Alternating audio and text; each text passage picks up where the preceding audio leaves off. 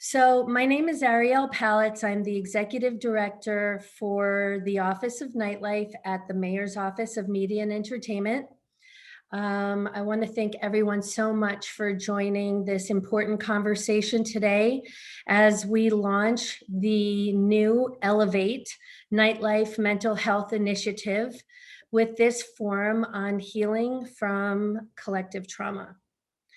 There is no question that this pandemic has taken a tremendous toll on all of our well-being, but we know that working in nightlife has never been easy. I can tell you from owning my own nightclub in the East Village for 10 years before taking this role, that it is the most rewarding but obviously extremely challenging, not only for owners, but employees, patrons, residents. And the time has come for us to address the issues. As some of you may have seen, our office just released a new report which details how we created the Office of Nightlife, our initiatives, our recommendations on how to stabilize and strengthen the industry and community in the future.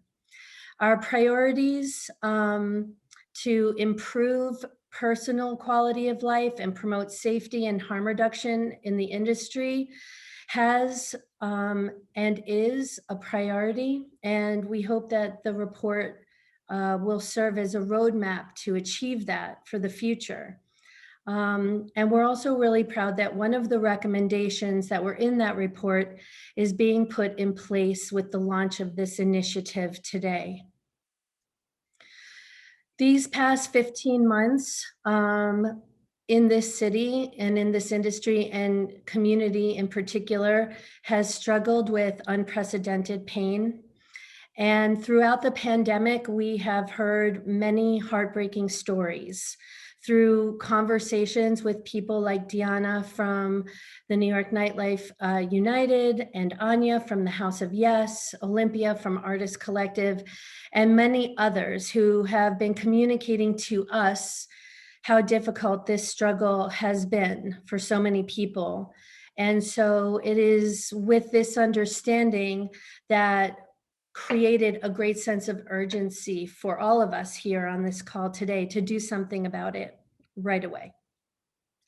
So we look to our partners at the Mayor's Office of Community Mental Health and learned about this incredible national organization called Backline Care, who had already been doing such great work around the country. And together we came together to create Elevate, a nightlife mental health initiative. On this call, you're going to hear from Anya and Diana about their personal experiences and efforts to help others. And we will also have a presentation by the Mayor's Office of Community Mental Health to understand more about the collective trauma this industry has experienced, about resources on how to support yourselves and others. And we'll also hear from Backline, our new partner in this initiative, specializing in mental health services for people in music and nightlife. You'll also learn today about new free weekly support groups, personalized casework, resource guides, and apps, all dedicated to support the healing and mental health of our community. So with that said, I'm going to make some introductions and we'll get started. First, we'll hear from Anya from the House of Yes to share her story.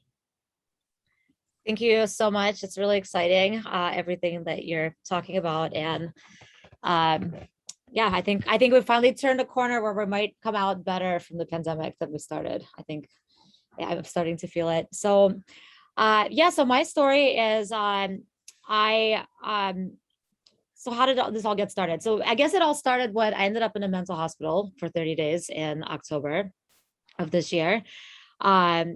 Yeah, I mean, the pandemic got to me, not having my community and my life and my work and my art and everything that House of Yes is to rely on to cope with all the uncertainty really exacerbated. And I took a very quick nosedive into not being okay at all. So after 30 days in a mental institution, I learned a lot about trauma, learned that I have trauma, learned that a lot of people have trauma, learned that most of us have trauma.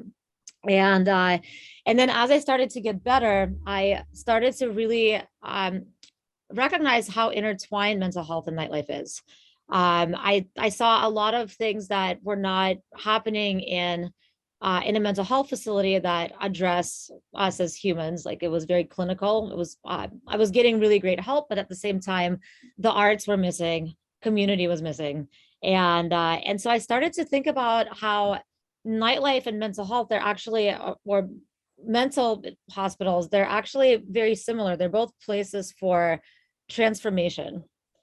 And so that got me thinking that we should be doing a lot more, since we are in the business of bringing people together and transforming them for the better through music, community, art, theater, that nightlife should be putting an emphasis, not just dealing with the repercussions of it, but putting an emphasis as that is something that we as a community and as an industry should be really putting a focus towards.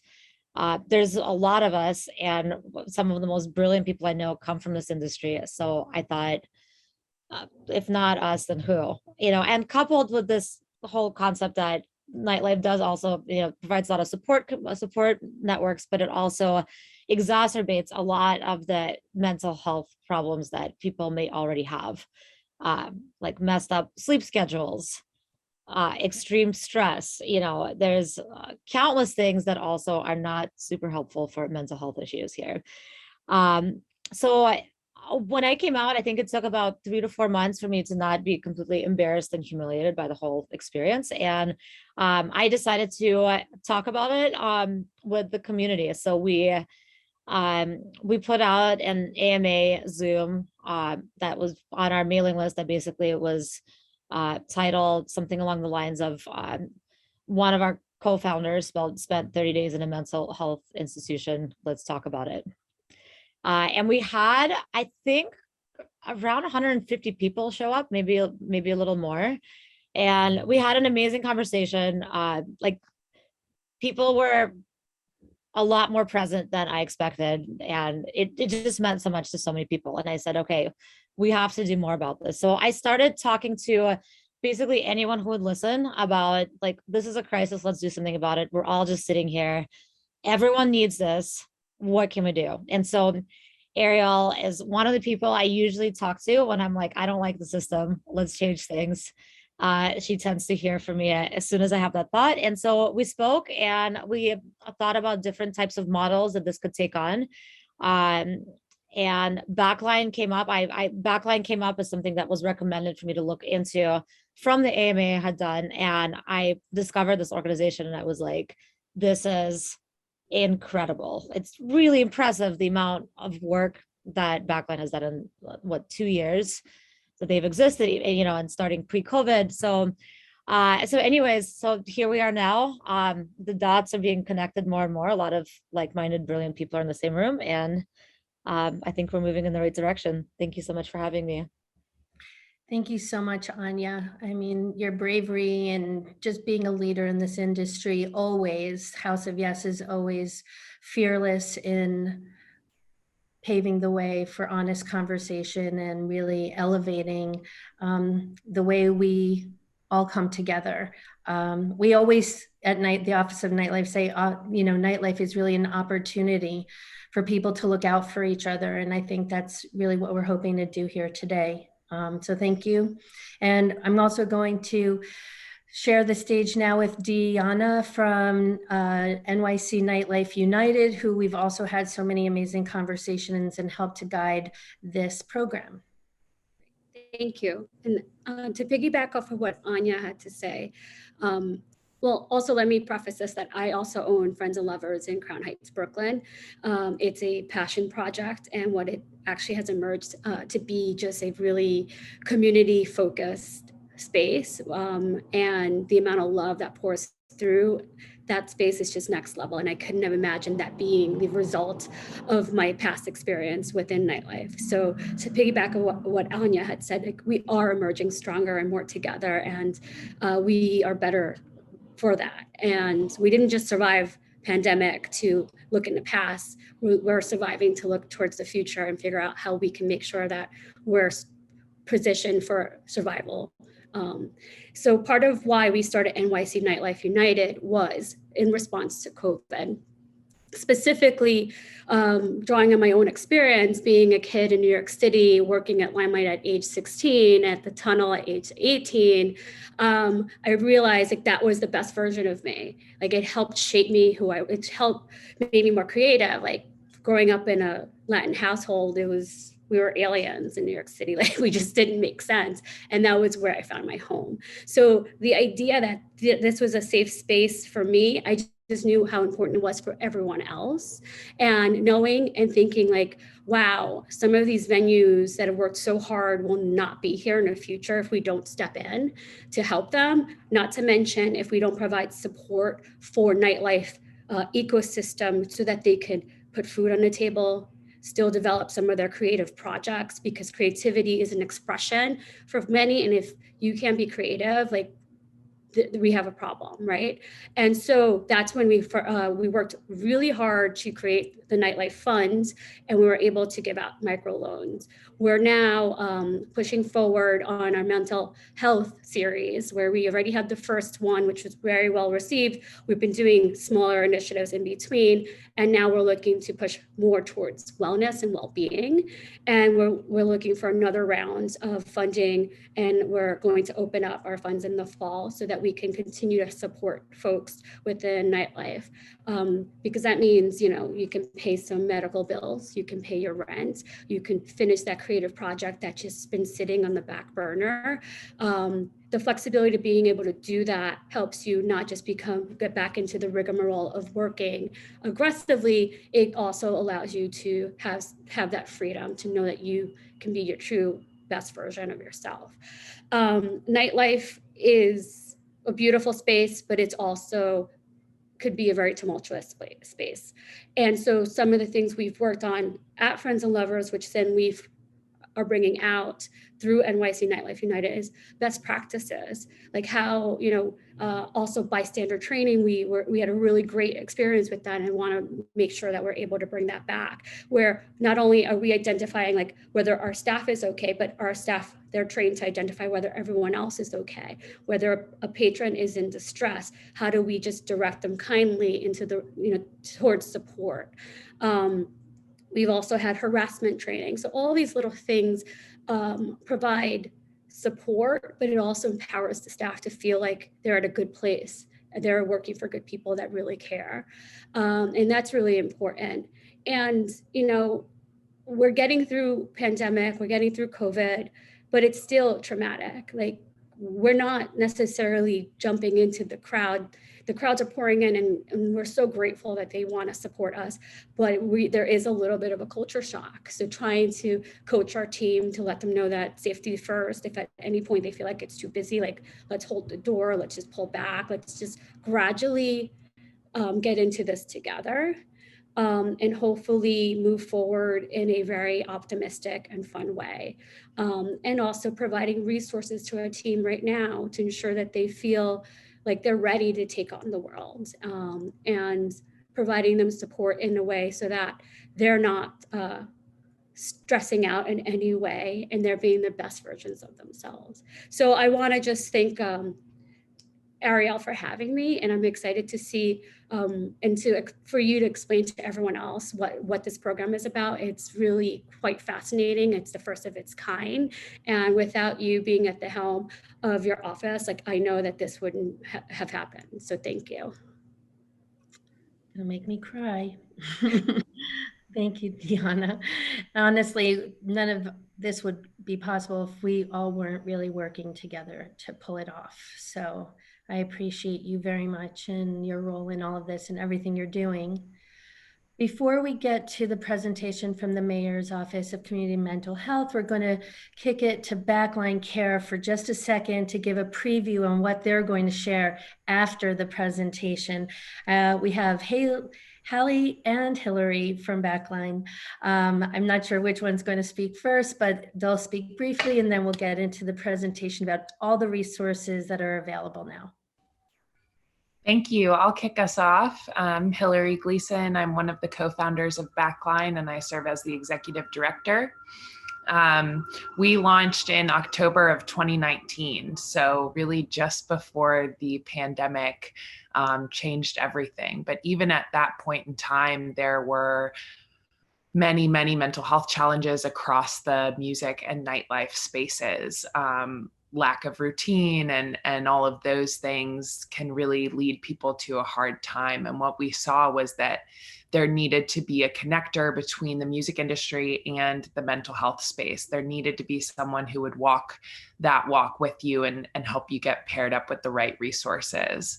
Hallie's one of our clinical team members, and I'll let her speak just briefly a little bit more about that. But we are really focused on getting feedback from the music and nightlife communities as to what their needs are so that we can build out resources that are responsive to that and appropriate to, the real life experiences of people in these communities. We are really just trying to be a connector of all of the different organizations and pieces that exist to serve this and make them really easy to navigate. Perfect. Thank you. Yeah, thanks, Hillary. Hi, everyone. My name is Hallie Lincoln, and I am also one of the co-founders here at Backline, and I am the director of the case management department and one of the co-facilitators of the support groups that we run, which are two of the things I know we'll be focusing on today. And I think Hillary touched on some of this, but why Backline came into existence is that we, recognized that there was sort of a gap in the specific mental health challenges that are faced by the music industry and those in nightlife to what was out there in terms of resources. And so, we see that, this specific type of work really fosters a culture of, long hours and late nights, struggles maintaining, healthy attachment with partners and families if you're out on the road or just not, home during dinner time because you work sort of nocturnalish hours, difficulty maintaining routine. Substance use is a huge one that comes up specifically in this industry. So, part of our mission, and we'll get into this a little bit later, is through case management. We do a bit of that hand-holding process when people are looking for therapists, or mental health resources in general. And we have a network that we've built out across the country of therapists who really have I would say, unique sort of understanding of some of the, difficulties that come up for people in this space. And so we go through the process of finding out what it is they're looking to work on, and what their financial abilities are to pay and that type of thing, and then going through the process of matching them with folks in the mental health space. So yeah, I know we'll talk about that a little bit more, but I'm really thrilled to be here, and it's great to see you all. Thanks so much, Hallie. So we are going to now kick off the presentation. Before we do, I just want to remind everyone that we are recording this, but it is a safe space. We will not be releasing anyone's names or images, and we will be doing a Q&A. So feel free to please put them in the chat as the presentations are going on, and we can have people answering questions in real time and also towards the end. So without further ado, I present to you Chris Lynn Logue from the Mayor's Office of Community Mental Health. Thank you. Good afternoon, everybody, and thank you all for being here. Thank you, Anya and Deanna, for sharing your stories and all the efforts that you are making. Thank you, everyone on this call, for all the efforts that we're making. My name is Christopher Lynn Logue. I am from the Mayor's Office of Community Mental Health. I am a social worker, clinician, therapist, all of those things, and mental health advocate at large. And so very happy to be part of this conversation and walk through this presentation on collective trauma and other aspects of mental health, right? So without further ado, we'll get started.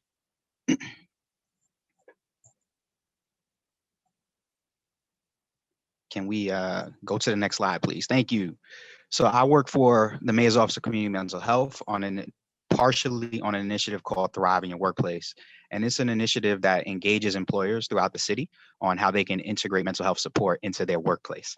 And so we have worked across various sectors, including with some nightlife providers, right, on different aspects and things that they can do with their team to better support the mental health of their team, right? And so very proud of the work that we have done. And since COVID-19, we've kind of included some training like these that we provide to different employers, different groups of people around mental health and strategies that we can use. So excited to present this. Next slide, please. So today we're going to talk about COVID-19 and mental health. We're going to introduce the concept of collective trauma to some of you. Some of you may be familiar with it already. We're going to build knowledge around mental health.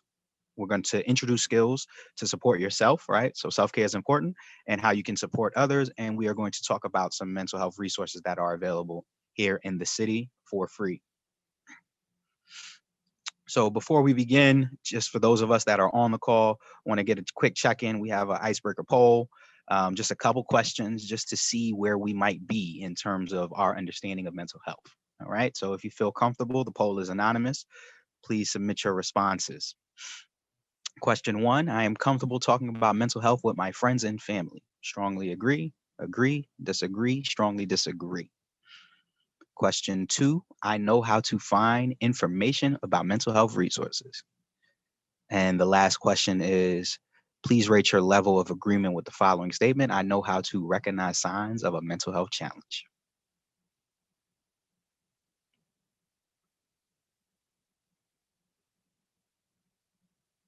All right.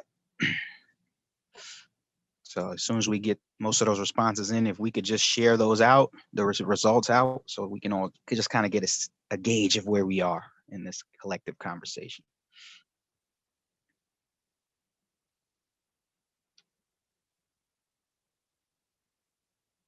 All right. So first of all, thank you everyone that responded. Okay, people do feel comfortable, more or less, mostly. Some people do not feel as comfortable. That's okay. Some people do know where to access information about resources. Some not so much. That's okay. We're going to get engaged in that conversation now. And recognizing signs of a mental health challenge, more or less, people feel like they can. So good. We'll add to your toolkits today.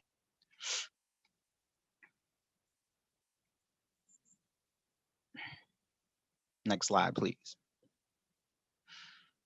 So we're going to get into COVID-19, right? And so all of us are very familiar with COVID-19, right? It was a global pandemic. It affected a lot of people across the globe. Here in this country, it led to the sharpest economic contraction in modern history, right? In terms of GDP. And I'm sure you all understand that pretty much, right? The financial impact of COVID has been extremely profound, right? COVID itself exacerbated inequities, right? And then we know that there's been a widespread call and renewed understanding for racial justice, right? And so all these things kind of have happened during COVID-19. In terms of people's mental health, 90% of respondents to a particular survey expressed experiencing mental distress, right? So 90% of people that responded to this particular survey during the pandemic said that they had some type of mental distress, right? And things that they noted, they had struggles with employment related situations, and that had an effect on their mental health. Different changes at work and the ways that they did work, right? So those of us that were able to retain our jobs, there was just a change in how we did it, and that caused stress, right? Some of us altered and had to work remotely, right? And so that presented a new dynamic, right? How do we create this friendly environment when we're all over a screen? That has been a struggle for some of us, right? So yeah, just various different types of struggles as it relates to COVID-19. Next slide, please. In terms of nightlife, right, and some of the impact of COVID-19 to nightlife, the nightlife community, right? We know that there's been a lot of venues that had to close during COVID-19, right? And so that led to reduced employment opportunities for some of the staff, right? Which has an impact on their ability to have food, as Deanna mentioned, right? And put food on the table. Less access to care. A lot of people, not just in the nightlife community at large, we get our health insurance from our employer, right? We get some mental health services and some health services through our employer, right? And so with the closure of venues and the contraction of venues, some people did not have access to that, right?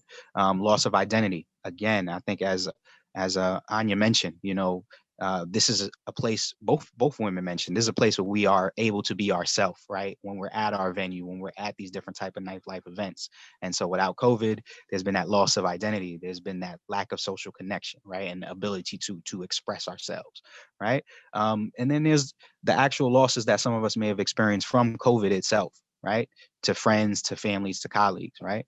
And of course, it was mentioned the harmful ways of coping that has resulted as COVID-19, right? Some of us have turned to substances, some self-harm, potentially suicidal ideation. All these things have plagued the nightlife community through COVID. Next slide, please. And so I really want to talk about this idea of a collective trauma. And so this is a very, very nice diagram by a social worker who also is an artist, incredible.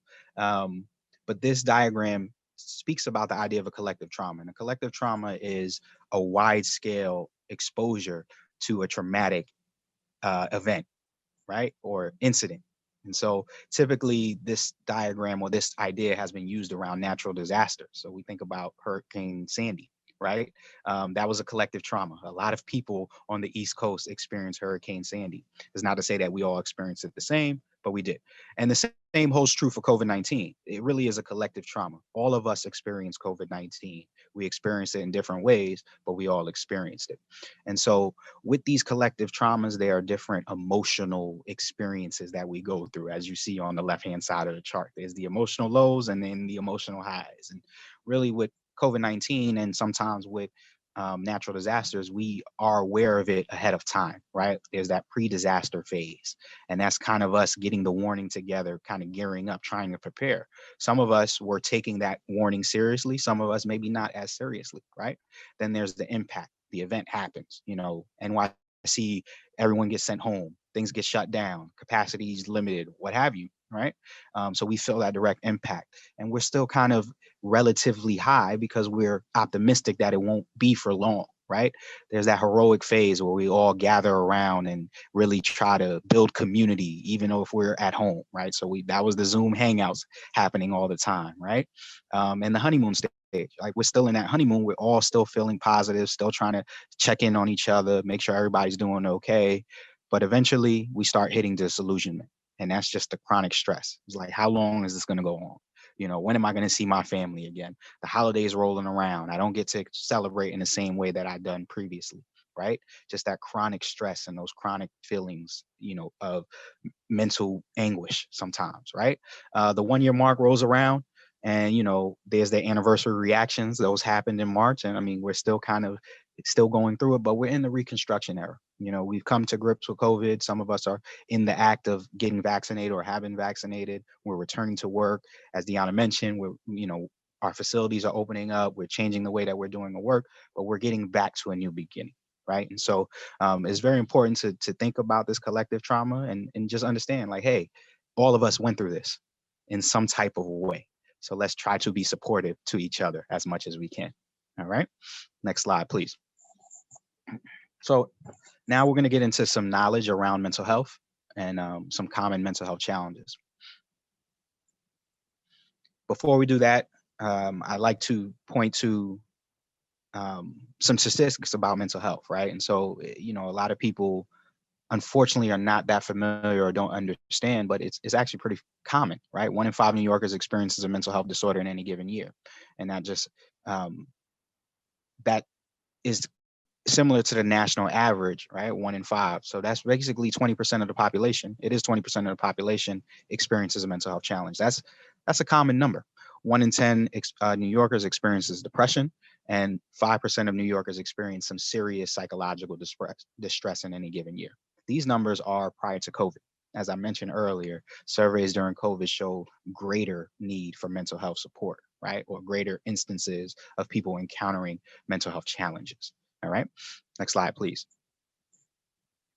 So in regards to this conversation, we like to talk about the mental health spectrum, right?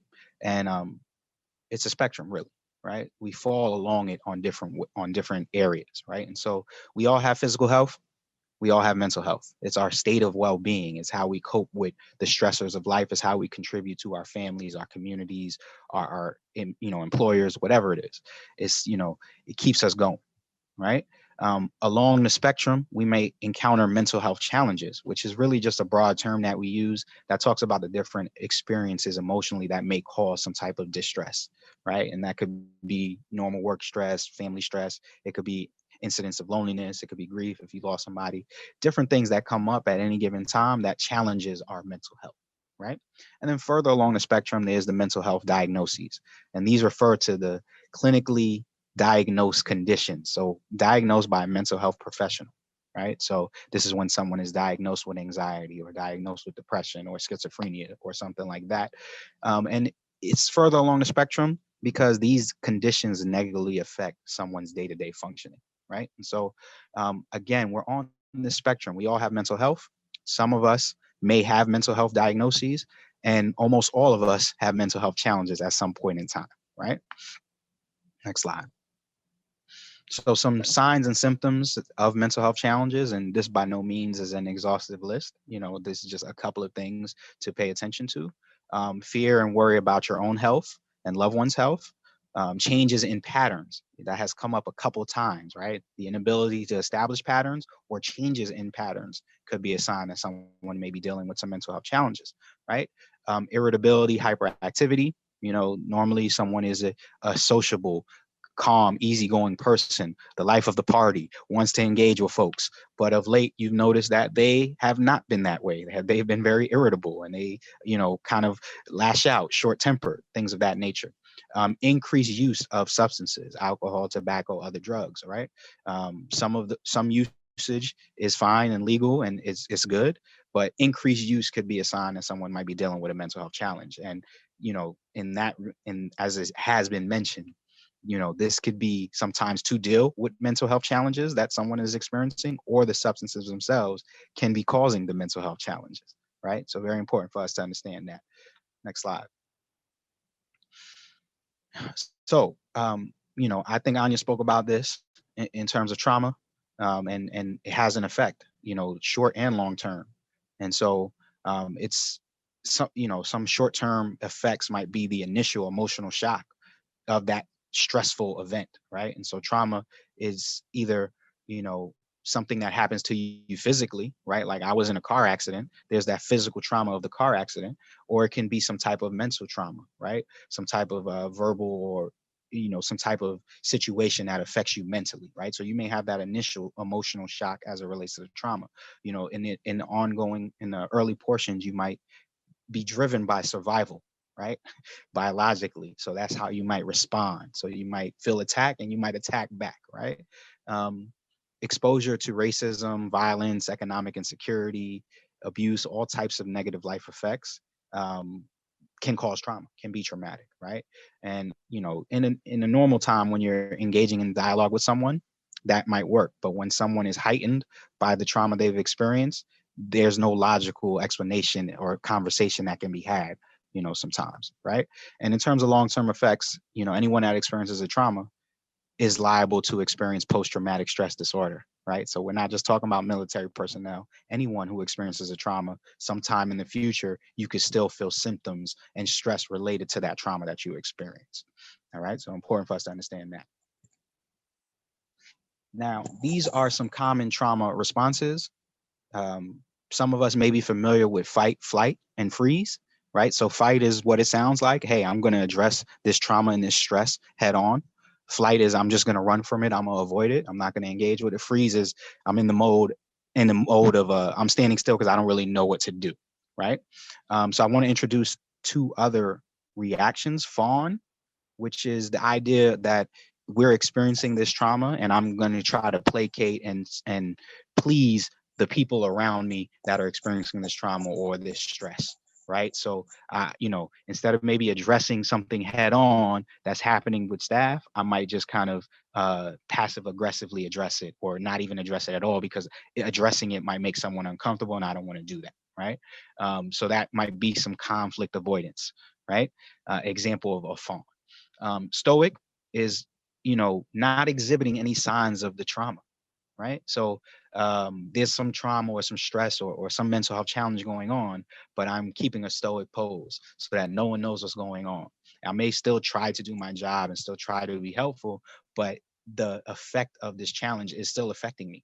It's just no one knows about it. So I might be doing things in secret to try to address it, such as increasing substance use, right? Or some other negative coping strategy, right? But no one would know because I'm keeping it stoic, right? So it's important for us to understand these types of responses as we work with our staff and other people in the community to, try to provide as much support as possible. Next slide. But, a lot of what I'm saying has sounded very negative and almost defeatist, right? But there is good news. We're resilient and recovery is possible, right? There's strategies that help promote mental health. There are individuals that experience mental health challenges. As long as they receive diagnosis and treatment, they are able to live happy, successful, bountiful lives, right? So it's not gloom and doom. As long as we're able to find the support we need, we can survive and thrive, right? And individuals, we've all experienced things, we've all gone through things, and we have survived those things. So inherently, there is some resilience inside us, whether we know it or not, right? And we always find a way to make it, right? As long as we're here. So that's inside of us as well. But we'll talk about some strategies to add to that toolkit. Next slide. So I want to start with what we call the mental health trifecta, right? The first thing is social support. And I don't have to tell the nightlife community this. This is why we do what we do. You all understand this, but connections are important. We have to establish and maintain these connections. We're people. We need to be around people. We need that energy. We need that love. We need that affection. We need that creativity. Whatever it is that we're getting from other people, it fills us up, right? That's why you do the work you do and provide the venue and spaces for people to connect. Social support is extremely important, right? And so we have to allow for this as much as possible, not just for our patrons, but for our staff as well, right? We need to allow for support amongst our staff and our colleagues, right? Exercise and nutrition. There's a link between physical health and mental health, right? And so we have to make sure that we're doing the things that we need to do to take care of our body physically so that it also takes care of our body mentally, right? And so even though it is difficult, we do have to have some routines and we have to have some healthy habits, right? So we have to make sure that we're getting enough sleep, right? So allotting time for us to sleep, that we're eating a healthy diet, that we're eating foods that are helpful to us, right? And if we're in the nightlife community, we might be engaging in some substances that are not always healthy if you go beyond moderation, right? So we got to balance that out. You're taking a couple swigs of that drink, cool. Take a couple swigs of water as well, right? Let's balance it out as much as possible. Physical activity, very important. Walking, stretching, working out, exercising. Some of us can run 10 miles, some of us cannot. That's fine. Get out there and be physical as best as you can. Walking. Let's get that heart rate above our resting heart rate. And routines, as I mentioned, very important, right? We have to try to get on some type of routine and trying to stick to it, right? That just adds some control in our life and it just makes sure that we're doing the things that we need to do. Next slide, please. I want to introduce this idea of mindfulness, right? And how we can practice mindfulness. Right. And so mindfulness is really all about being aware of current experiences and the actions that you're performing. Right. It's focusing on the present, not necessarily thinking about the past and not worrying too much about what's in the future. Let's be mindful about what's going on right here, right now. Right. We're experiencing something. Let's experience it. Let's be in the moment. Right.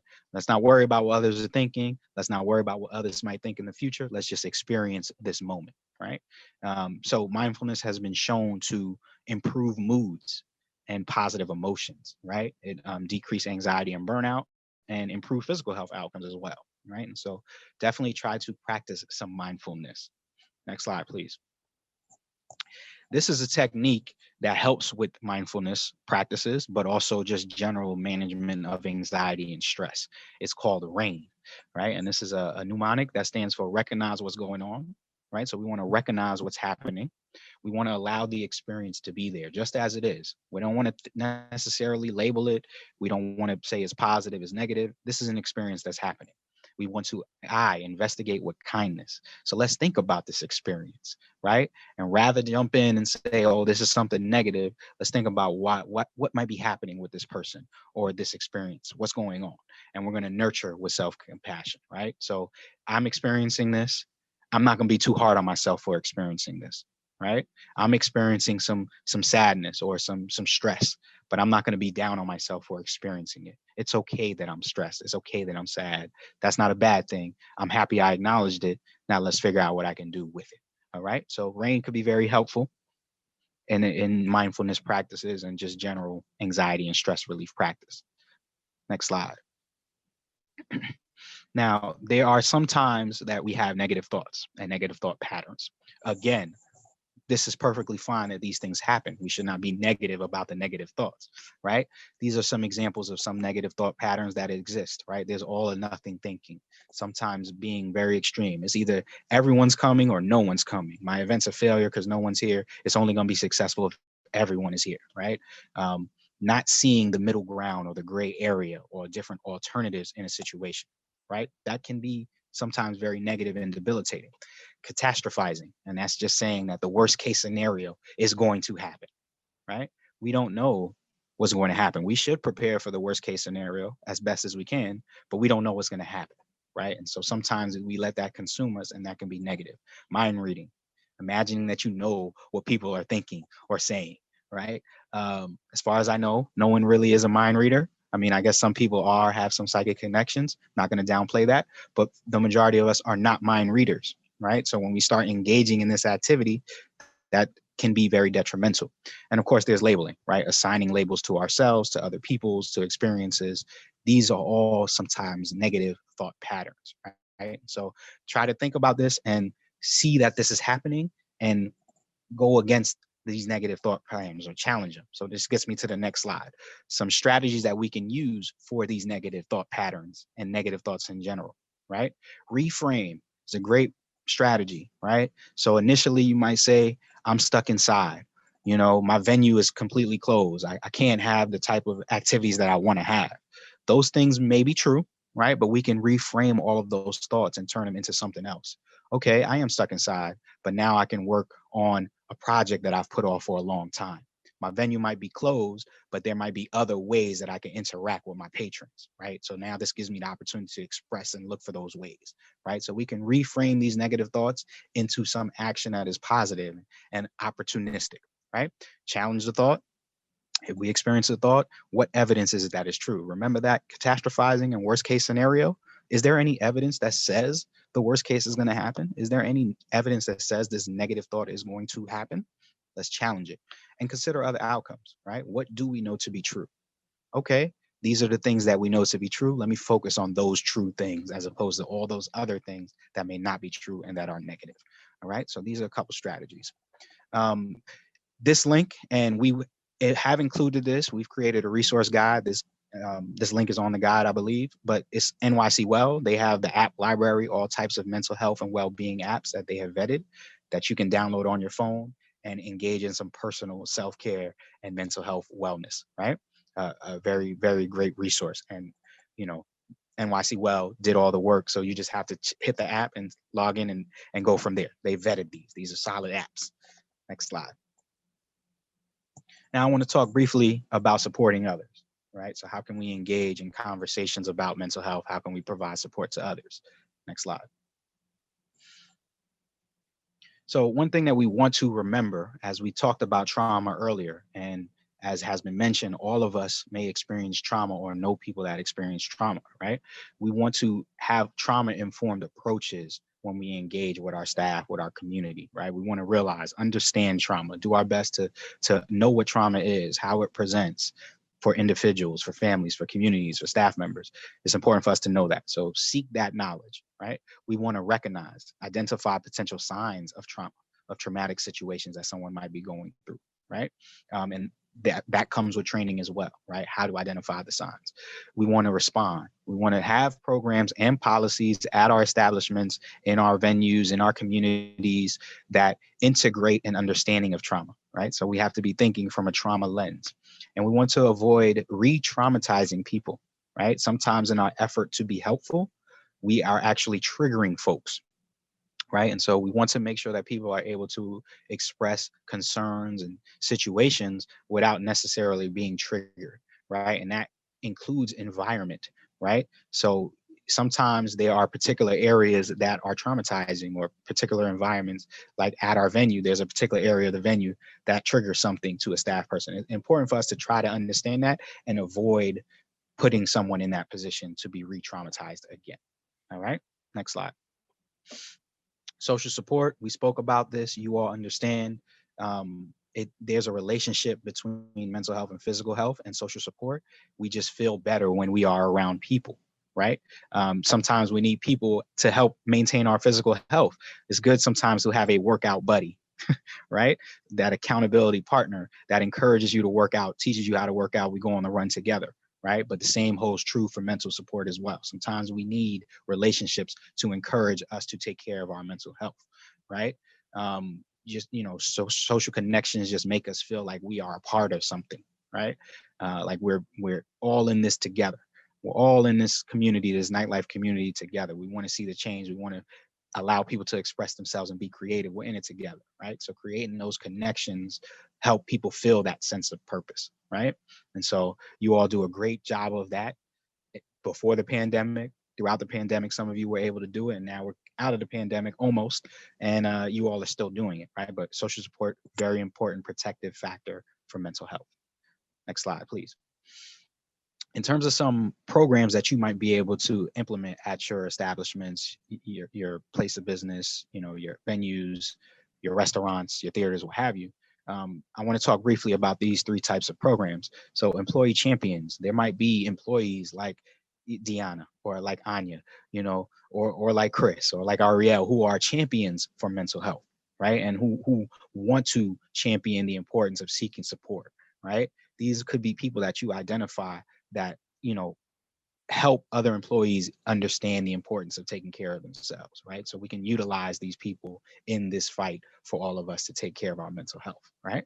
Peer specialists, these might be individuals who have some experience with a mental health challenge or diagnoses and are able to guide other colleagues on what to do in that situation, right? So I may have experienced anxiety and I had to, seek treatment for it. This is what I was able to do. These are the resources that I found. I'm able to help other people if they encounter this similar type of experience, right? And so, you all know your staff, right? Get to know them better if you can, and identify, hey, you mentioned to me that you experienced this. Would it be okay if I, label you as the peer specialist for the rest of the team if they experience this as well, right? And then support groups. I'm not going to talk heavily about this because Backline will talk about this, but support groups are also a great strategy for how to build support at work, right? Next slide, please. Now, in terms of engaging about mental health and how we might have a conversation, right? We start with the bottom. Remember, we are not trained therapists. Some of us are not trained therapists. We're not here to diagnose or label someone, right?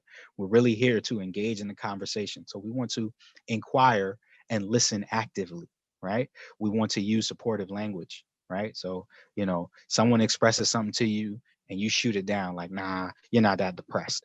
No, we want to say, okay, thank you for sharing that experience. That took a lot. I appreciate that. I'm sorry that you're going through that, but let's try to work together and find a solution, right? And that gets me to the last point. We want to share mental health resources, right? So some of you mentioned that you are able to access them and know where to find them, but we'll also share some at the end. Next slide. In terms of best practices for communication, we want to ask the open-ended questions. How are you feeling? Has this happened? Did something like this happen before? If so, what happened, right? So it allows the person on the other end to be able to respond, with substance, not just yes or no, right? Or good or bad, right? If you are able to relate, you can share an individual challenge that you experience. Oh yeah, that was really hard for me too when I was dealing with anxiety or stress related to, the venue and organizing the musician to come through, right? So I share that experience if you're able to, right? We want to acknowledge differences, right? Different staff people, different identities, different situations mean something to different people, right? And so keep an account of what might be happening globally, politically, in the community, right? And how that might affect someone differently, right? Just because I'm not experiencing it, I may not, it may not mean something to me because I don't experience it, but someone else might, right? So try to understand that and practice reflective listening, right? So you might want to check for validation, like, hey, I'm hearing you say that you are experiencing a hard time because of X, Y, and Z, right? Just so the person knows that you're listening to them, but also to verify what it is that you're hearing, right? So we want to practice that reflective listening. Next slide, please. This is just a diagram of things not to say. As I mentioned, you don't want to say something like, you don't look depressed, or my dog was sad. I was sad when my dog died too, right? We want to try to avoid these platitudes, which may end up making someone feel worse, right? Instead, as I mentioned, we always want to appreciate and acknowledge someone for speaking out about a challenge that they are encountering, right? And then, be positive with them as much as possible and point them to resources. Resources, boom. Next slide, please. So, we oftentimes get asked, when is something normal, quote unquote, versus a mental illness or a mental health challenge, right? And so I always like to say, consider someone's baseline behavior, right? And baseline behavior means how they typically present, right? So if you know someone and you interact with someone in a 10-day stretch, you get a good understanding of their consistent behavior, right?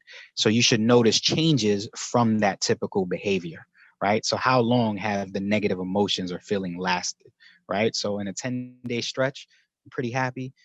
Typically I'm pretty happy, but in the last 10 days, you've noticed that I have not been as happy, right? So that's a change. So how long has that been? Has it been 1 day, 2 days, 6 days, 8 days? Important for you to understand that. How have the symptoms affected someone's daily life?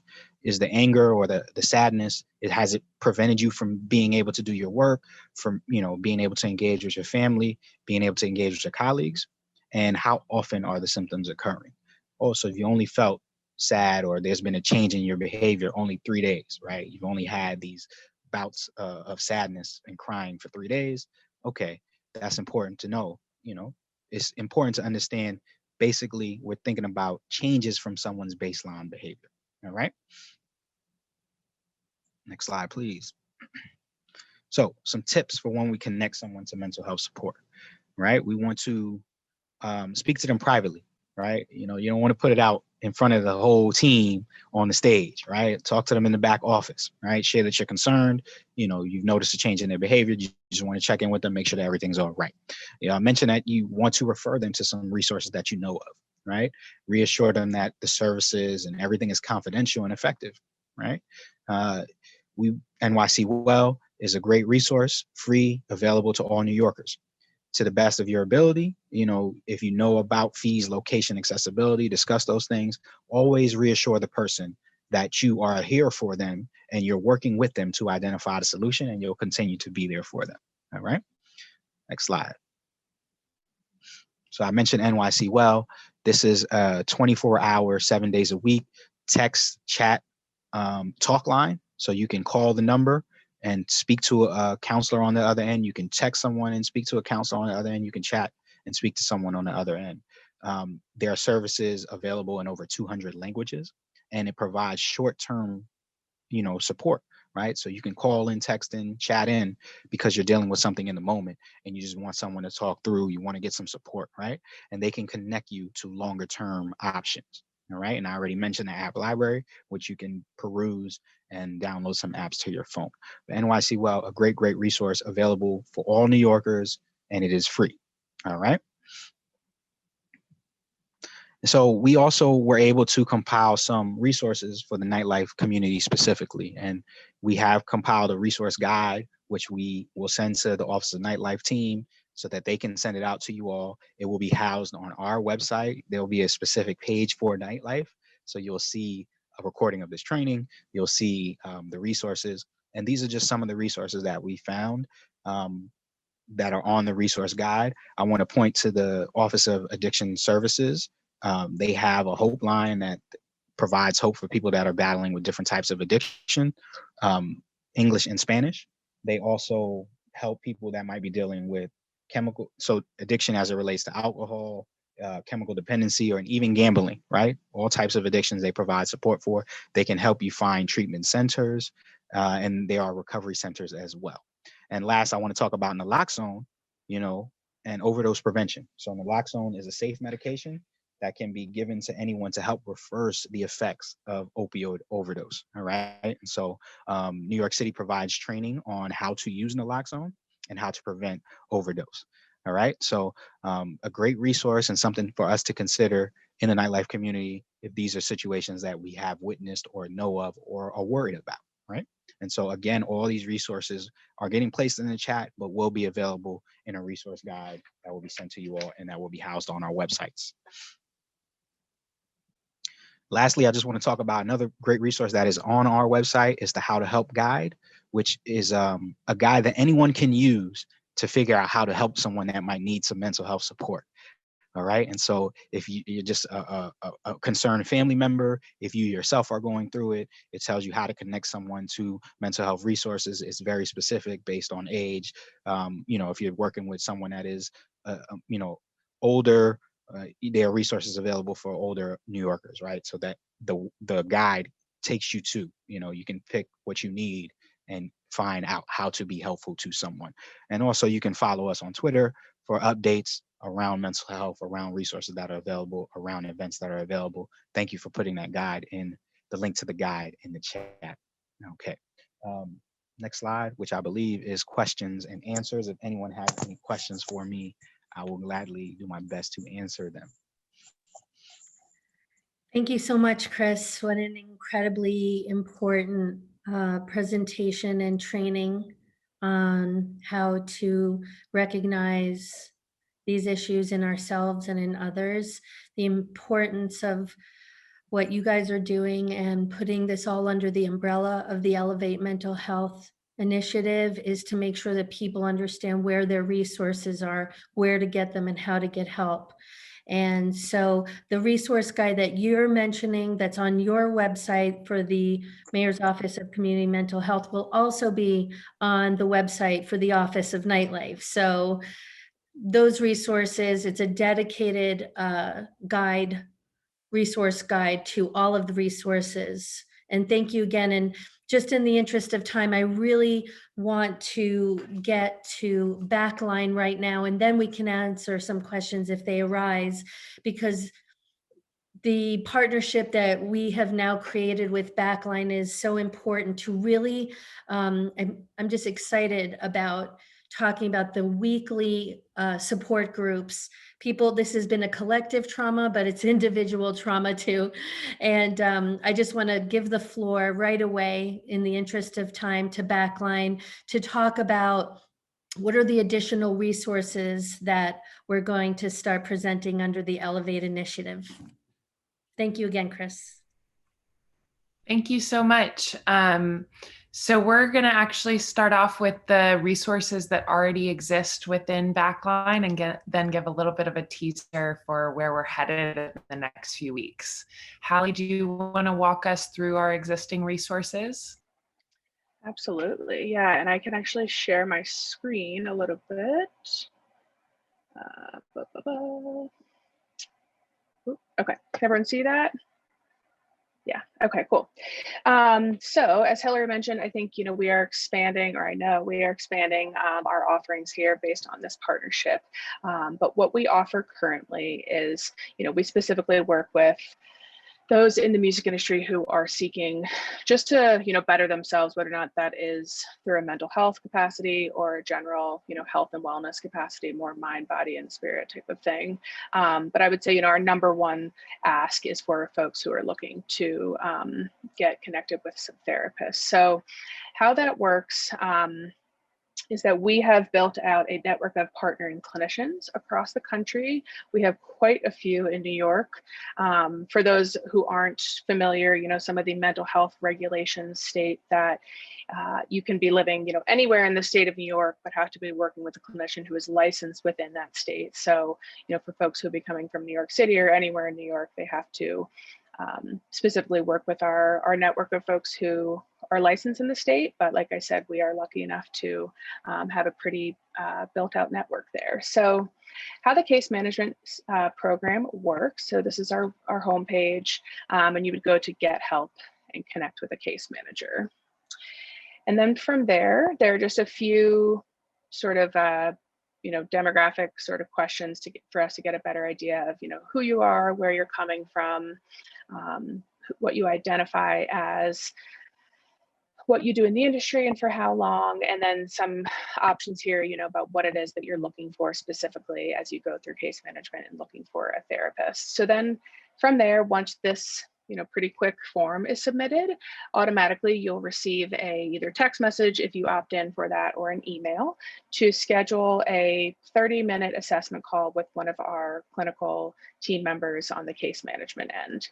And what that call looks like is getting a better idea, for us to get a better idea rather, about what it is that's really, coming up for you, what you're looking to work on in therapy. Are there certain, specific identities that you want your therapist to hold?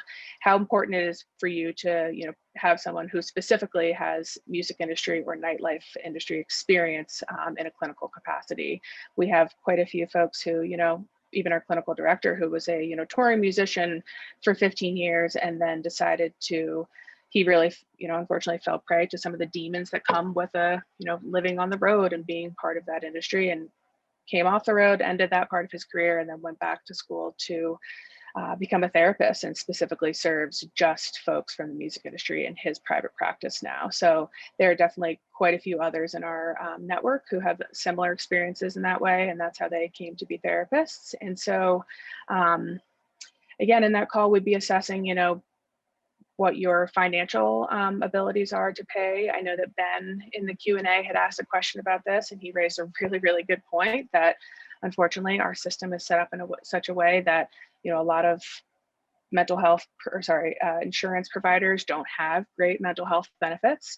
A lot of clinicians either don't take certain plans, or there's a lot of hoops to jump through. And that's honestly the last thing that you want to be dealing with when you've gotten to the place where you are either in a crisis or just knowing that you need to make a change in your life, and trying to navigate those systems on your own can be super duper overwhelming. And so we do, again, some of that hand-holding process. And given that we have this amazing network already built out and ready to go, that part it can make the process a little bit less overwhelming and sometimes faster as well.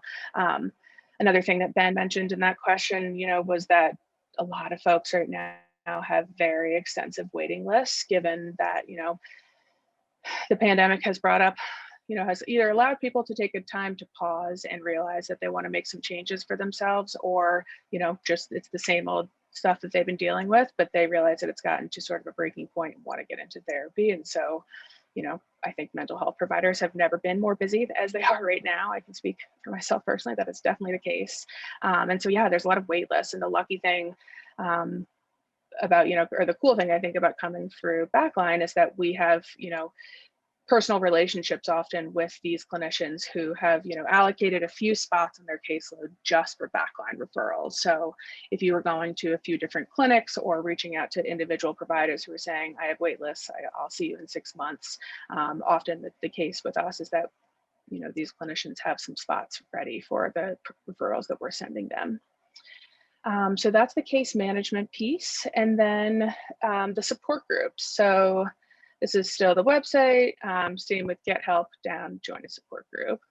And we launched these support groups truly, the day essentially that the pandemic really became, well, not really became a thing, but really stopped the music industry as a whole and turned it on its head. And everyone, instead of being out on the road or, being in a creative space, was sitting at home not knowing, what they were going to do.